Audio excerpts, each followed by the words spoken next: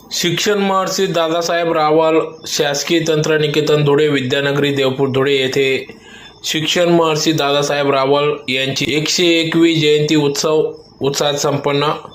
पालकमंत्री जयकुमार रावल यांची उपस्थिती।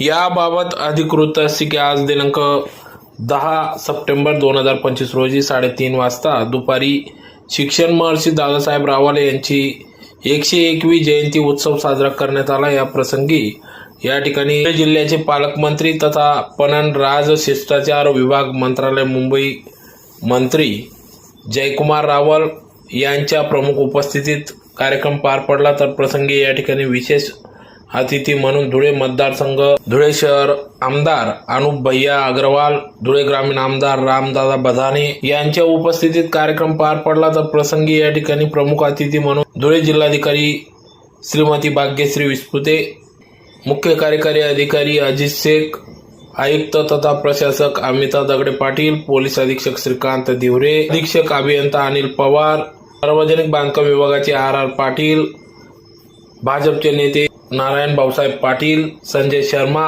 माजी महापौर प्रतिभाताई चौधरी, भाजपा महानगराध्यक्ष गजेंद्र आंबटकर आदी सर्व पदाधिकाऱ्यांच्या उपस्थितीत या ठिकाणी कार्यक्रम पार पडला। तर प्रसंगी या ठिकाणी सुरुवातीला शिक्षण महर्षी दादासाहेब रावल यांचे प्रतिमा पूजन करण्यात आले। तदनंतर दादासाहेब रावल यांच्या जीवनपटावर विद्यार्थी मान्यवरांची या ठिकाणी भाषणे मनोगते व्यक्त झाली। त्यानंतर या ठिकाणी गुणवंत विद्यार्थ्यांचा प्रमाणपत्र देऊन त्यांचा सन्मान सत्कार करण्यात आला। तर अतिशय उत्साहात सदर कार्यक्रम पार पडला। या कार्यक्रमासाठी शिक्षण महर्षी दादासाहेब रावल शासकीय तंत्रनिकेतनचे प्राचार्य डॉक्टर RG वाडेकर यांच्या मार्गदर्शनात या ठिकाणी कार्यक्रम पार पडले। साखर कारखाना टाकला होता त्यावेळेला आमच्या आजोबा त्या ठिकाणी